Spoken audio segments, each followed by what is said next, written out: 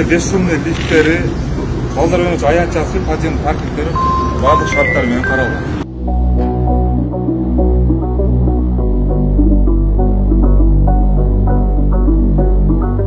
Барыңыздарга белгилүү болгондой, былтыр ушул октябрь айынын аяктарында ушул үй куруу боюнча пландары түзүлүп, ушул жерди бошотуу иш-чаралары башталган. Мына 1 жылдын жүзү болбой, бүгүнкү күндө уже объектилер бүтүп, уже биздин жарандарга берилүү алдында турат экен. Мына азыр баарыбыз депутаттык топ, биздин ата журт Кыргызстан фракциясы өзүнүн көчмө жыйынынын алкагында мына ушул курулуу иштер менен таанышып жүрөбүз. Мына көрдүк, ар бири баягы уже кирип эле ар бир үй бүлө өздөрүнүн оокаттарын алып келип жашай тургандай мына шарттар түзүлүптүр.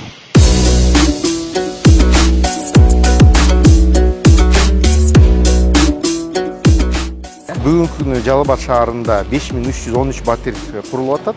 Жалпы жоон менен бул 7 турак жай комплексинен турган. Кабаттуу 9 кабаттан 15 кабатка чейин ар кайсы объекттер ар кандай болот. Бул 5300 батирди бүткөн сайын биз кезекте турган жарандарга, ошо Жалал Абад облусунун жарандарына тапшырып беребиз.